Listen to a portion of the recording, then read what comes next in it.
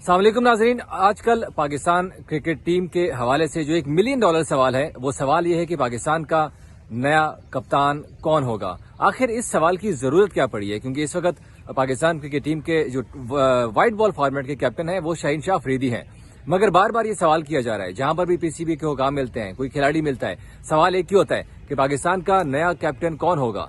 T20 world cup आ रहा है, New Zealand के खिलाफ सीरीज आ रही है, उसके फौरन बाद T20 वर्ल्ड कप सर पर आन पहुंचा है। तो इन सवालों की जरूरत क्यों पड़ रही है, और इस वक्त T20 कप्तानी की दौड़ जो हो रही है, जो रेस हो रही है, उसमें कौन कौन से नाम शामिल हैं, ये नाम भी आपको बताएंगे। लेकिन उसमें एक ऐसा नाम भी आया है कि जो खिलाड़ी चंद दिन तक 17 रुकनी स्क्वाड का हिस्सा भी नहीं था, अब उसको भी पाकिस्तान टीम की कप्तानी की लिस्ट में, जो इस दौड़ में है, शामिल कर लिया गया है। तो इन तमाम तरह सवालों के जवाब हम आपको देंगे, क्योंकि कराची में भी चेयरमैन पीसीबी ने एक प्रेस कॉन्फ्रेंस की, वहीं पर उनसे एक सवाल हुआ था कप्तानी के हवाले से। कजाफी स्टेडियम में भी उन्होंने एक प्रेस कॉन्फ्रेंस की, जिसमें से उनसे एक बार भी नहीं, दो बार भी नहीं, तकरीबन 3 बार ये सवाल हुआ कि पाकिस्तान टीम का नया कप्तान कौन होगा। अगर इस वक्त पीसीबी कप्तान चेंज करता है तो इसके साइड इफेक्ट क्या क्या होंगे, पाकिस्तान क्रिकेट टीम के ऊपर, पाकिस्तान टीम के खिलाड़ियों की परफॉर्मेंस के ऊपर क्या इम्पैक्ट पड़ सकता है।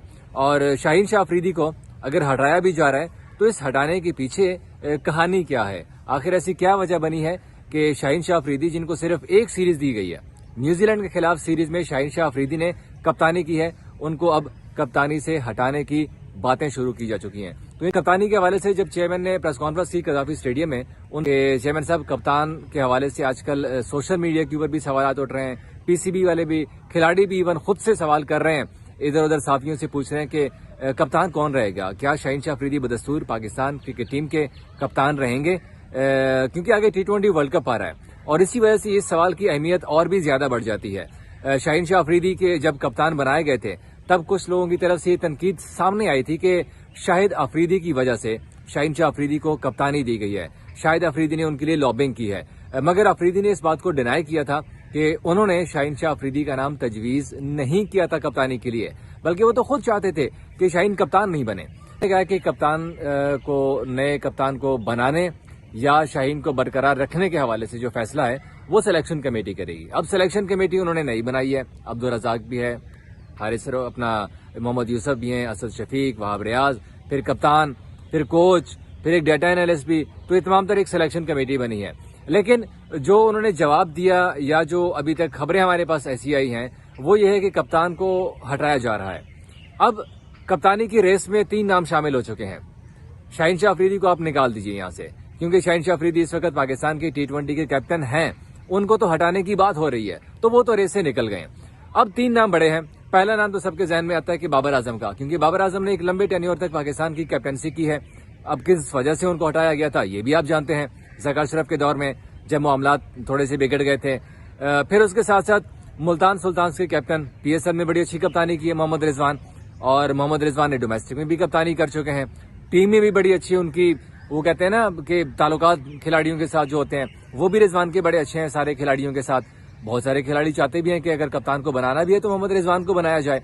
लेकिन दूसरी जानिब शादाब खान इंजरी की वजह से टीम से बाहर हुए, फिर आउट ऑफ फॉर्म हुए, लीग्स में गए, वहां पर भी आउट ऑफ फॉर्म हुए, डोमेस्टिक के लिए वहां भी कुछ परफॉर्मेंस नहीं दिखाई। फिर सवाल खड़े होने शुरू हो गए कि क्या शादाब की टीम में जगह भी बनती है या नहीं। तो शादाब PSL में आए, PSL में इस्लामाबाद यूनाइटेड को चैंपियन बनवा दिया, बॉलिंग अच्छी की, फील्डिंग अच्छी की, बैटिंग अच्छी की। तो अब शादाब भी इस कप्तानी के रेस में शामिल हो चुके हैं। बाबर आजम, शादाब खान, मोहम्मद रिजवान, ये 3 नाम इस वक्त कप्तानी के रेस में शामिल हैं।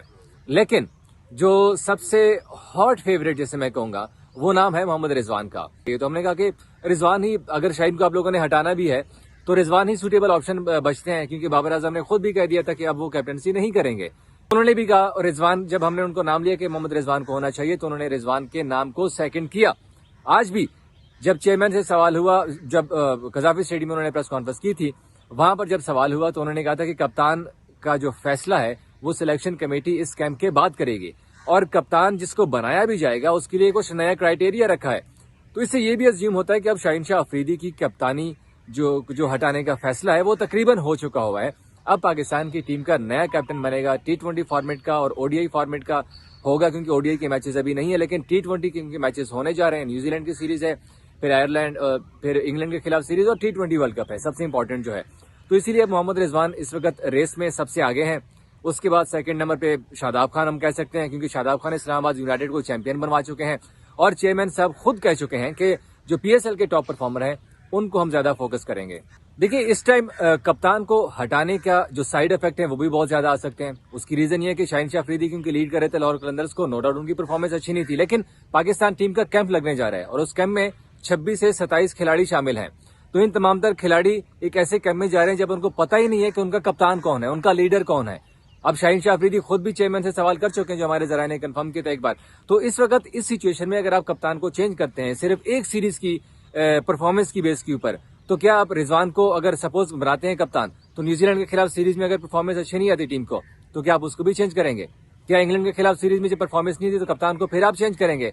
तो सवालात इस वक्त खिलाड़ियों के जहन में भी हैं, वो भी शशपंज का शिकार है कि हमारा कप्तान कौन होगा, और वो भी एन वर्ल्ड कप से पहले कप्तान को चेंज करना। अभी डर है कि कहीं टीम स्कैटर्ड ना हो जाए, कहीं टीम में जो है ना वो टीम बिखर ना जाए हमारी, क्योंकि इस वक्त पाकिस्तान की टीम में यूनिटी की जरूरत है। अगर कप्तान को आप चेंज करते हैं तो हमें इस बात का भी डर है कि शायद हमारी टीम जो है उसके ऊपर नेगेटिव इम्पैक्ट ना आ जाए कहीं